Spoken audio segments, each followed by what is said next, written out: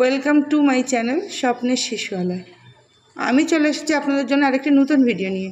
এই যে আমরা সরকারি দপ্তর থেকে পাওয়া 8 নম্বর রেজিস্টার গৃহ পরিদর্শন পরিকল্পনা, এই খাতাটি আমরা কিভাবে কমপ্লিট করব দেখে নিন এই ভিডিওতে।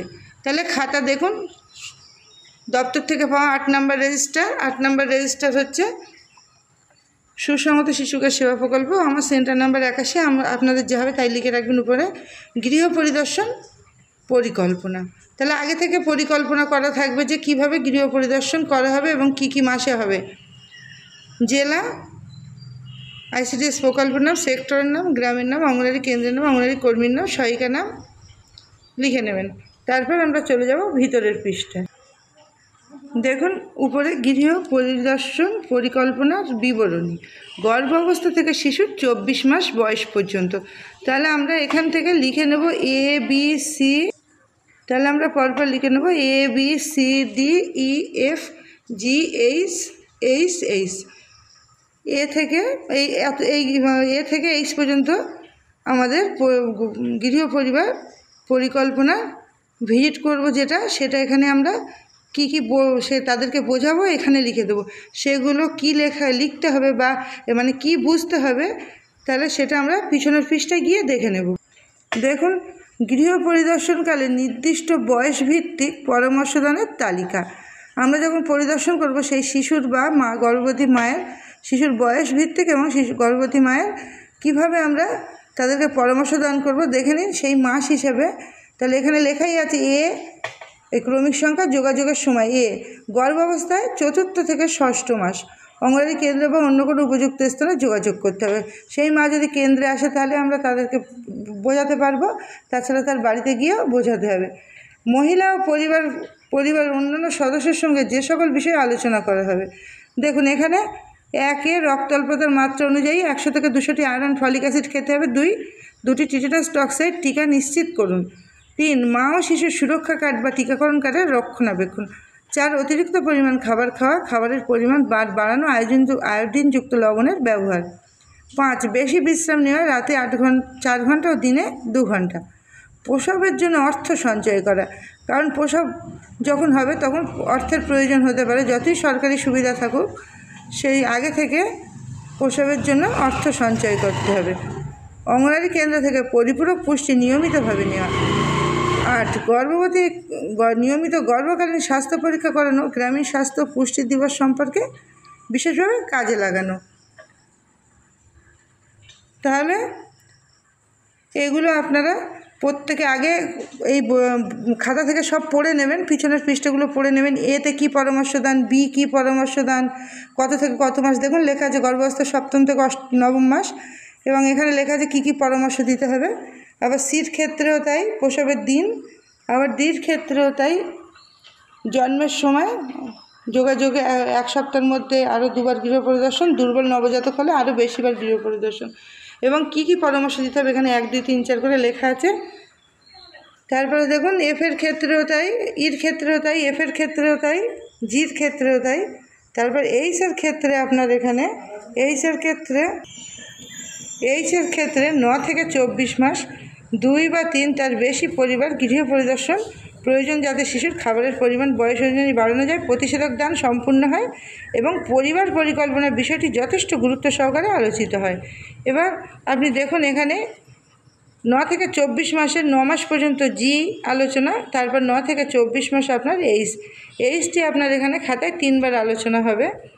সেখানে আপনি এগুলো পড়ে নেবেন, আগে পড়ে নিয়ে তারপর আপনি বাকি কাজটি কমপ্লিট করবেন।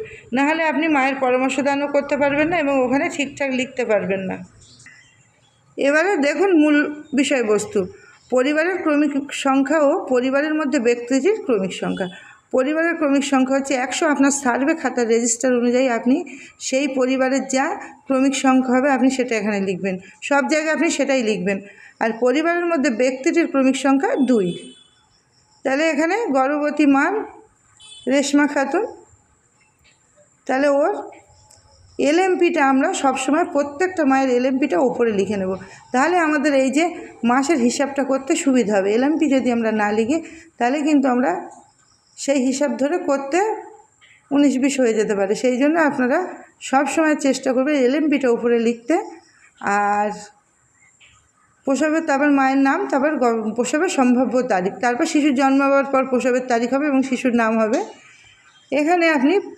এখানে আমরা এ থেকে সি পর্যন্ত মানে গর্ভ অবস্থা থেকে প্রসবকালীন পর্যন্ত আপনি পরিবার পরিকল্পনা এবং আপনি পরিদর্শন পরিকল্পনাটা করে নেবেন। কারণ এখানেই দেখুন লেখা আছে গৃহ পরিদর্শন পরিকল্পনার বিবরণী। আগে আপনি পরিকল্পনা করে নেবেন যে এই সময় তার বেবি হবে। সুতরাং তাহলে এই মাস থেকে এই পর্যন্ত আপনি প্রত্যেকের ক্ষেত্রে এইভাবে লিখে রাখবেন। তারপরে তাদের যে গৃহ পরিদর্শন হবে তারপর সেগুলো আপনি বসাবেন। তাহলে এখানে এই মায়ের দেখুন আমি ওপরে লিখে নিয়েছি ABCD, এটা তো আগে বুঝিয়ে দিলাম। তারপর দেখুন ওর 4 থেকে 6 মাস, তাহলে মার্চ থেকে মে 2025-এর মধ্যে আপনি প্রথম গৃহ পরিদর্শনে গিয়েছেন 13/3/25-এ ধরুন। আমি গিয়েছি, আমি আমারটা লিখেছি।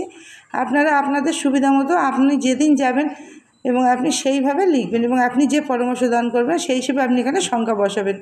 তাহলে দেখুন আমি প্রথম 13/3/25-এ তাহলে লিখলাম, তারপরে 1 2 3 4 পিছনের পৃষ্ঠায় আছে, আপনাদের আগে দেখিয়ে দিলাম।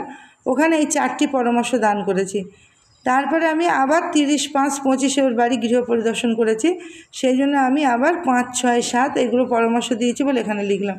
জুনের ক্ষেত্রে দেখুন এই বির ক্ষেত্রে দেখুন তারপরের হোম ভিজিট ও জুন থেকে আগস্টের মধ্যে অন্তত 2 বার যেতে হবে। তাহলে আমি B1 2 3 4 আমি এই 4টে পরামর্শ দিয়েছি। তারপরে ওর এখনও গৃহ পরিদর্শন আবার এই আগস্টের মধ্যে, জুলাই বা আগস্টের মধ্যে ওর গৃহ পরিদর্শন করতে হবে। তাছাড়াও আপনারা পোষণ অ্যাপে গৃহ পরিদর্শন যে ডেটগুলো আসবে সেগুলো ওখানে আপনারা সাবমিট করবেন আর সেই অনুযায়ী আপনারা গৃহ পরিদর্শন করবেন। আপনি সেই ডেট ছাড়াও আপনি একাধিকবার গৃহ পরিদর্শন করতে পারবেন, কিন্তু মিনিমাম এখানে যেটা লেখা আছে 2 বার, অন্তত 2 বারের কম যেন না হয়। আপনি সেখানে 10 বার গৃহ পরিদর্শন করতে পারেন এবং 10 বার লিখতে পারেন, তাতে কোনো আপত্তি নেই, কিন্তু কম যেন না হয়। যত গৃহ পরিদর্শন করবেন, যত পরামর্শ দান করবেন সেটা তত তাদের পক্ষে ভালো। সি হচ্ছে প্রসবের দিন এই সময় উপস্থিত থাকা বা খবর পেয়ে তাড়াতাড়ি পরিদর্শনে যাওয়া। এখন প্রাতিষ্ঠানিক প্রসব হয়, সুতরাং বাড়িতে কেউই থাকে না। এবার আপনি তার ডেট অনুযায়ী আপনি ওখানে জানেন আপনি তার ডেট হচ্ছে 24/8/25, তাহলে আগস্টে আপনি 20 তারিখের পর থেকে বেশি বেশি করে তার ওই শেষ কয়েকদিন সেই সপ্তাহটা ভিজিট করবেন তার বাড়িতে দিয়ে। তারপর এখানে যে প্রসবের যে ডেট হবে সেটা এখানে লিখবেন। তারপর শিশু জন্মের পরে আমি আগে ওই যে পিছনেরটা বলে দিলাম ওইভাবে সব পরপর লিখবেন। দেখুন আমার এখানে যেমন একটা শিশুর প্রসব হয়েছে, আমি সেটা দেখাচ্ছি।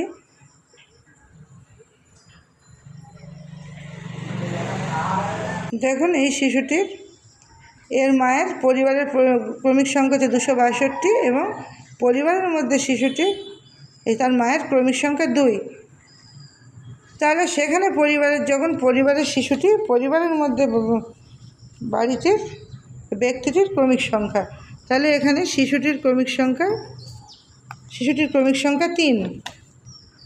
তারপরে ওই মায়ের যেমন সেম গর্ভবতী প্রসূতি এই LMP EDT লেখা ছিল, কিন্তু তার প্রসব হয়েছে 14/5/25-এ এবং শিশুটির নাম হুজাইফা। এবার ওর ভিজিট হয়ে গেল, তাহলে ও কিন্তু এখানে ডেট ছিল ওর 14/5/25-এ, ও এখানে জন্মেছে। দেখুন 14/5/25-এই কিন্তু ও জন্মেছে, ও সিজার হয়েছে। সিজার হওয়ার জন্যে ও সেখানে 14/5/25-এ হয়েছে। তাহলে এখানে ওর পরামর্শ C1 2 3। তারপরে এখানে দেখুন D, ওর বাড়ি 2 বার পরিদর্শন, 29/5/25-এ গিয়েছি, আবার 4/6/25-এ গিয়েছি, আবার তারপরেও দেখুন 2 বার পরিদর্শন করেছি। পরামর্শ দিয়েছি 1 2 3 4 5 6 25 তারিখে, আবার 5 6 7 5 6 25 তারিখ শিশুর পরিদর্শন। শিশুর এবং মায়ের দুজনারই পরামর্শ দান করেছি, মায়ের যত্ন এবং শিশুর যত্নের। তারপর জুনে ওর F 1 2 3 4 পরামর্শ দিয়েছি, আবার 14/6/25-এ, আবার 14/6/25-এ ওদিকে মা এবং শিশুর দুজনারই একসঙ্গে পরামর্শ দান করেছে বলে আমি একই ডেট লিখেছি।